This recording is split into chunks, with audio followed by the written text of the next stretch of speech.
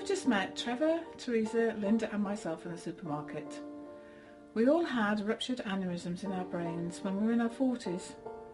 It's a life-threatening condition that results in strokes and damage to the brain, and in my case it left me unable to speak or write. The process of recovery is hard, long and extremely lonely. The person you were before has gone. The person you are now is someone you don't know, and most importantly, nor does your family.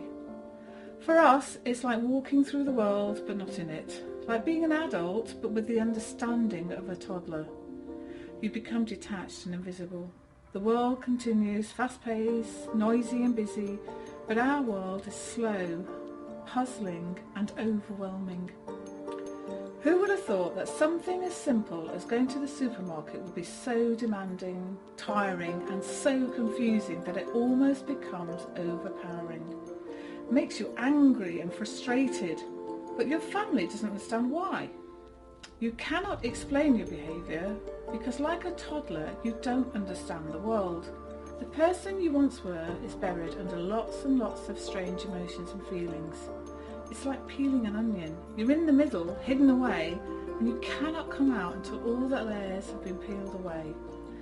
This is the journey of recovery, and like an onion, it'll be one that will make you cry. This is what our project is about, explaining the world of a survivor, trying to translate our world into something the family or carers will understand. The aneurysm may have physically happened to us, but the fallout, our change in behaviour, is something the family has to deal with on a daily basis, along with us too. We feel passionately about helping families and friends to cope with the new person they are faced with, and would like to help others going through the same experience.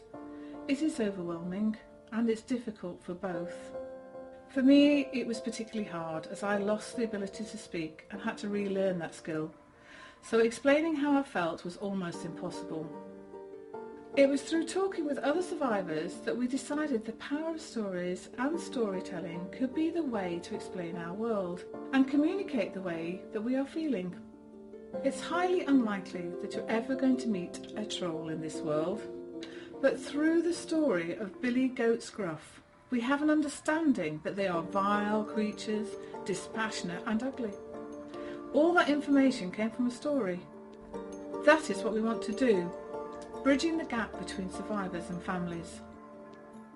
Our story will be full of the different emotional characters that appear during the recovery, such as sadness, anger, frustration and despair. The idea is to translate these feelings into characters within the story. That way we can share what our world is like so that others can understand it. It would be great to create a tool that will allow families to talk about the new person in front of them with each other and discuss their concerns and worries.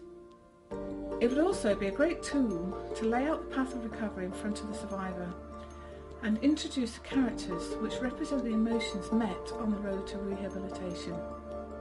To do this, we need a storyteller who can run workshops with the survivors and their families, to hear the different behaviours and emotions from the survivors and how it felt as a family member to witness this. By listening to both sides, the story will take shape and characters will be created.